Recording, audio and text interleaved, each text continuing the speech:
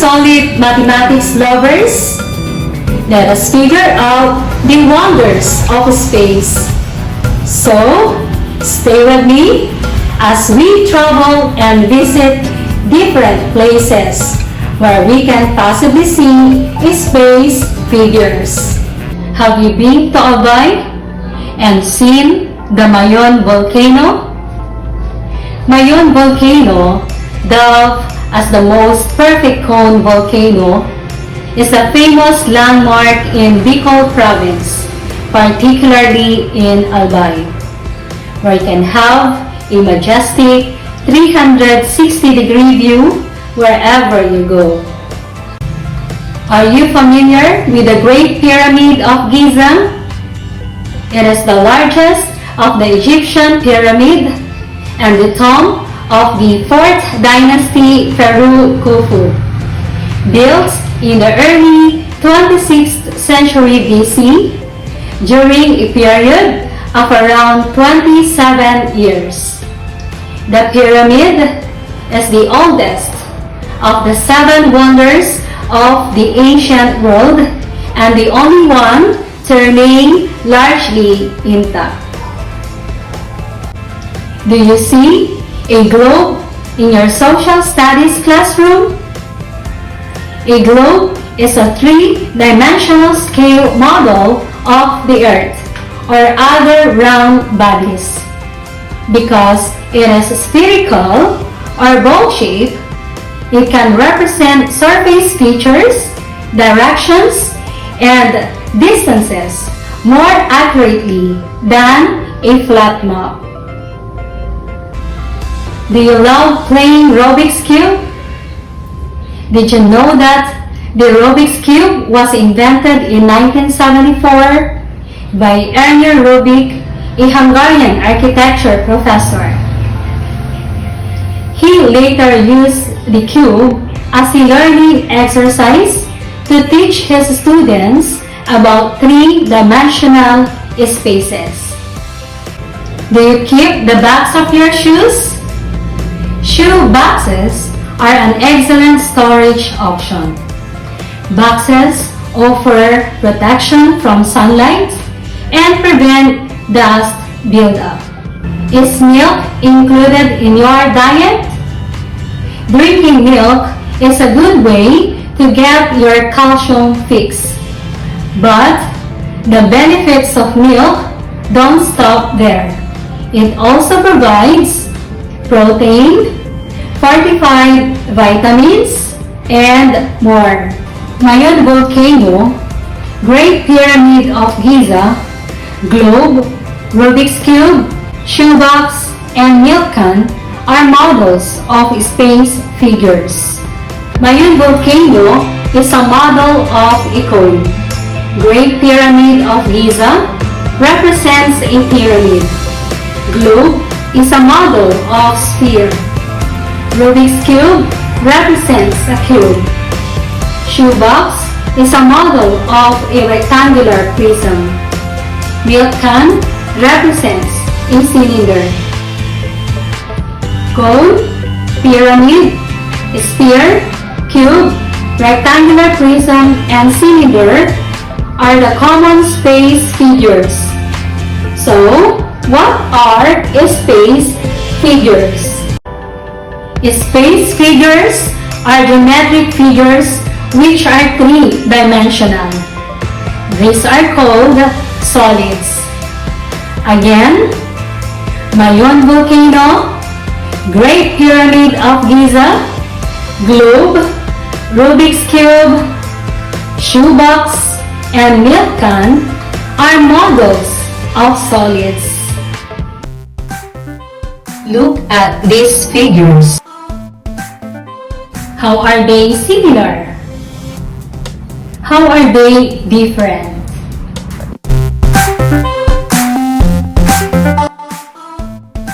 A cube is a regular prism because it is bounded by a regular polygon, which is a square, and all its angles are right angles. It has 8 vertices, 6 faces, and 12 edges.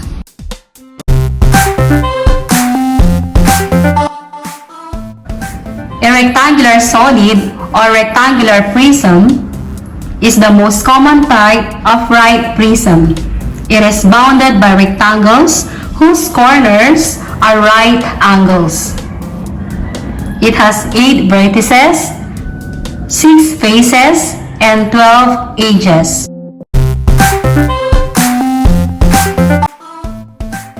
A pyramid is a polyhedron with a polygon as base and triangles as lateral faces. The most common pyramids are those with triangles, squares, and rectangles as bases. Pyramids are classified by their bases. The number of vertices, faces, and edges depends on the given figure or given pyramid. Rectangular prism, cube, and pyramid are three-dimensional solids that have flat faces and bases.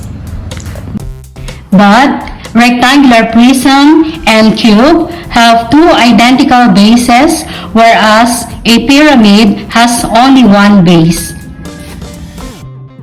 The sides or faces formed in a pyramid are always triangles, while in rectangular prism and cube, they normally form a parallelogram.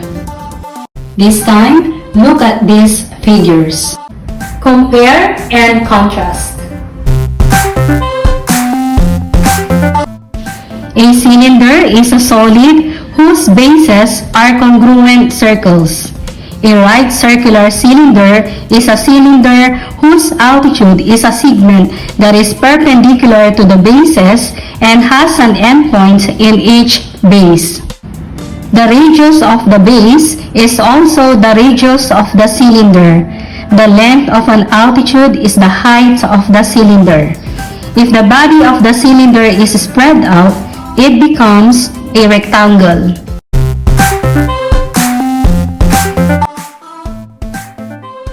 A cone is a solid with a circle as base, and all line segments from the circle meet at a point called the vertex. A right circular cone is a cone whose altitude is a segment that is perpendicular to the base. The radius of the base is the radius of the cone. Any segment that joins the vertex to a point on the circle is the slant height of the cone.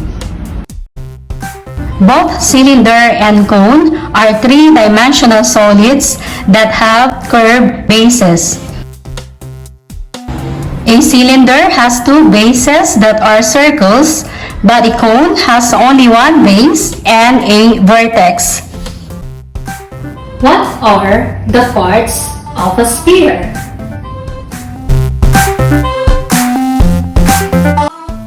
A sphere is a solid, all points of which are equidistant from a given point called the center.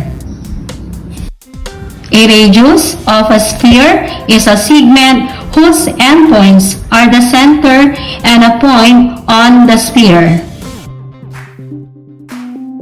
A chord of a sphere is a segment whose endpoints are points on the sphere.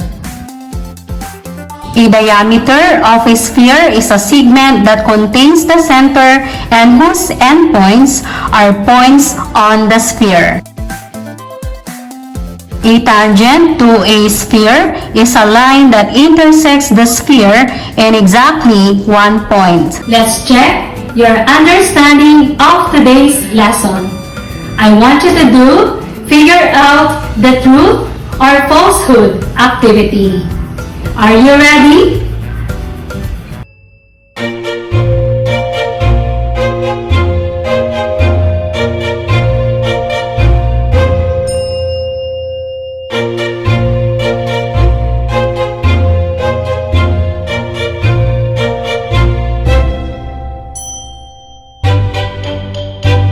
Let's check. Number 1 true, number 2 false, number 3 true, number 4 false, number 5 false, number 6 true, number 7 true, number 8 true, number 9 true, and number 10 false. Good job, grade 8 learners. Great!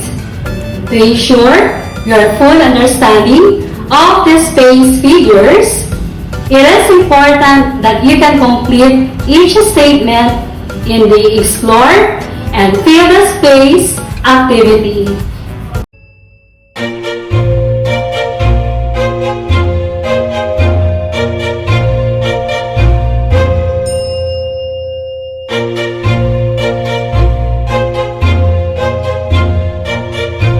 Let's check. Number 1 is space figures. Number 2, cylinder. Number 3, pyramid. Number 4, ages. And number 5, cube. Thank you, grade 8 learners, for always giving your best. Let us check if you really understood the lesson. I want you to do the next activity.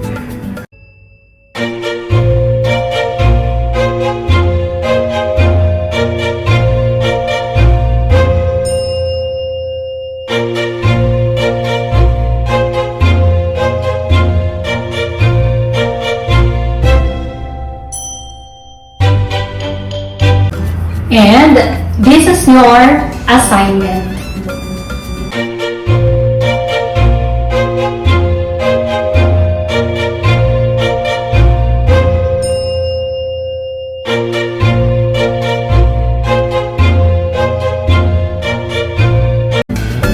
Oh, I am enjoying exploring space, but I have to live. I hope to have more travel time with you. Remember, I am a solid fan of space figures. Continue figuring out the other facets of mathematics. Bye!